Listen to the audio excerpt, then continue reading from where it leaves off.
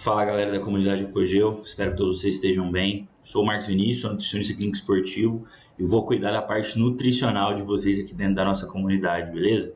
Pessoal, inicialmente na nossa primeira aula a gente vai falar um pouquinho aqui sobre o alimento, tá? E o que esse alimento tem de composição, tá certo? O alimento, todos como vocês sabem, o alimento é aquilo que a gente consome e é a nossa principal fonte energética para o nosso dia a dia, para a nossa vida, para nossas atividades, tá certo?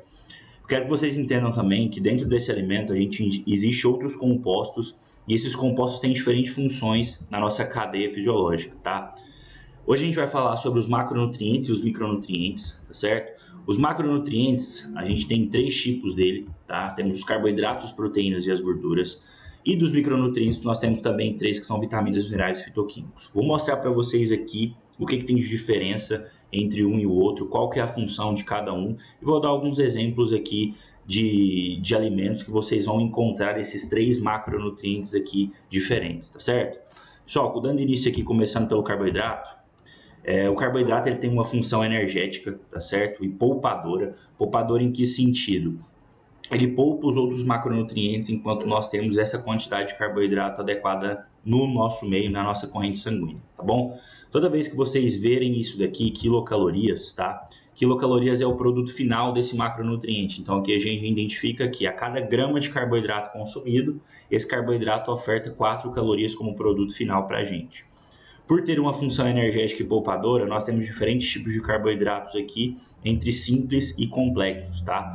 O que muda de um para o outro? Velocidade de absorção, ou seja, comer um carboidrato simples, a rapidez com que aquele carboidrato vai virar glicose na minha corrente sanguínea, ela é mais rápida. Glicose é o que, pessoal? Glicose é o produto final do carboidrato. Então, o nosso corpo consome o carboidrato, nós consumimos o alimento, depois de todo o processo digestivo, o produto final é uma molécula de glicose.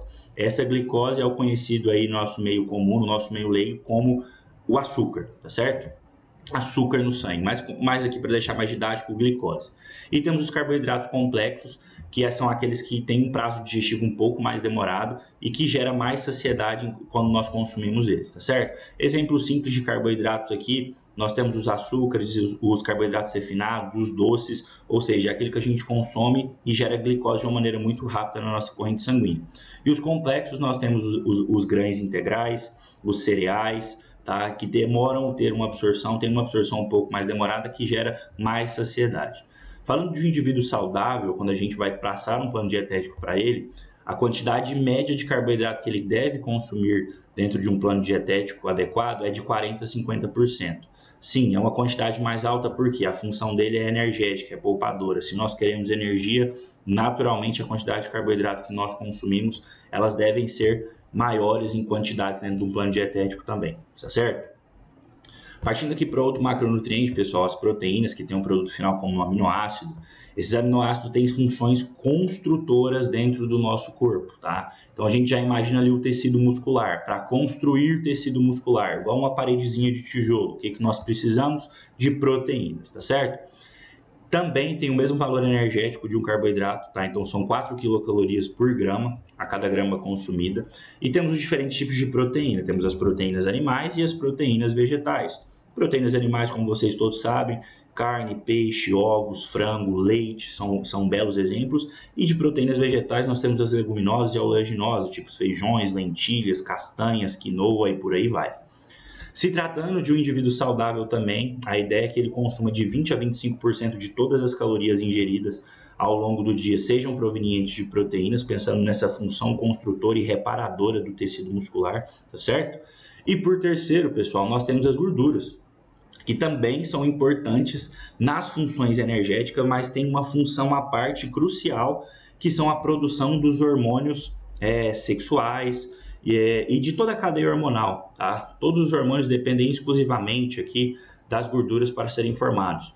Aqui em cima vocês já identificam que o produto final dele, que é a molécula de ácido graxo, ela tem um valor calórico mais aumentado. Sim, as gorduras ela têm mais caloria. Então, quando a gente analisa aqui, é mais do que o dobro de calorias do que uma molécula de proteína, do que uma molécula de carboidrato, totalizando aqui 9 calorias a cada grama de gordura ingerido, certo? Dentro dessas gorduras, temos também as gorduras insaturadas e saturadas. E qual que é a diferenciação entre elas? As gorduras saturadas são as gorduras dos alimentos de origem vegetal. e as gorduras saturadas, as gorduras de origem animal. Então, de exemplos de gorduras insaturadas, nós temos todas as castanhas, nós temos o abacate, e como gordura saturada, nós temos a manteiga de leite, a banha de porco, e com exceção aqui, pessoal, dentro das gorduras saturadas, apesar de ser um alimento de origem vegetal, tá? Entre aspas, nós temos o coco, tá? Então, o coco é um alimento que, tecnicamente, ele é um alimento que não é de origem animal,